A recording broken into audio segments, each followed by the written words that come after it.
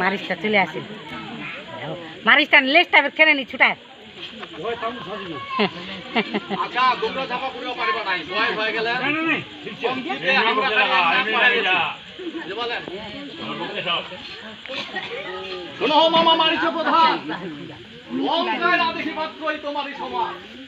অযুত হস্ত বল তোমার শরীরে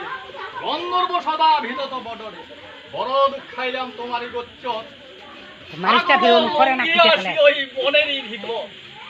দণ্ড কাননে যত ছিল নিশাচর অবাকারীর সাংঘাতিক ওই রাম একেশ্বর ত্রিশিরা দূষণ খোর আদি যত ভাই সবার মারিল রাম আর কেহ নাই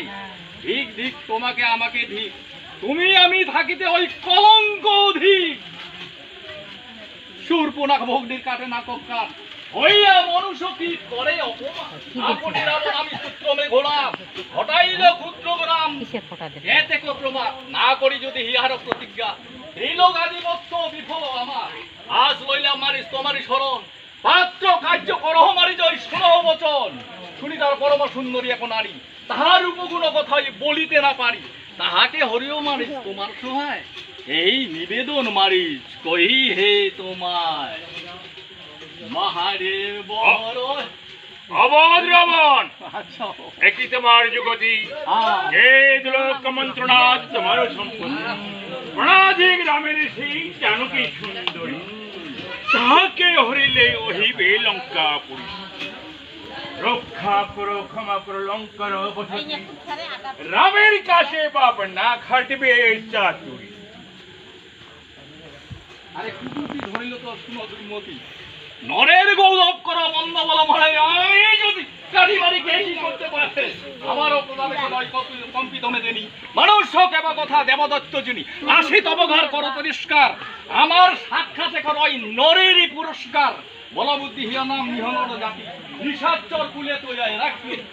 নিষেধ যদি করেন দেব পঞ্চানন তথাপি আনিব সীতা না হয় খন্দন ভাই লইয়া যাও শ্রীরামকে দূরে হরি আনিব সীতা পেয়ে শূন্য করে আমার সহিত যাবে তোমার কি ভয় যুদ্ধ না করিব বাড়ি যাই দেখিবে নিশ্চয় ওই বাবু ছোট কথা অবধ রাবণ একই একান্ত যদি করিয়া থাকো মন ৮০,০০০ ঢাক ঢোল করহ সাধন সে ধরবো আমি মিল গেল হয় দুঃখে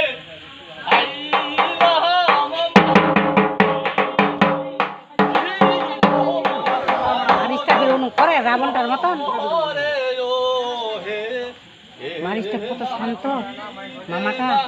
ওই যে দুইটা না পাঁচটা আছে দেখা দেখো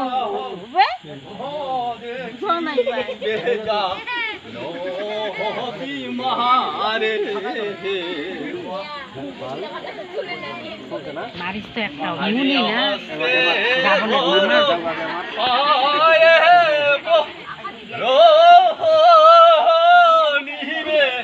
দহন হরু মাহারি পাত্র হয় তুমি মাহারি পাত্র কাজ করয়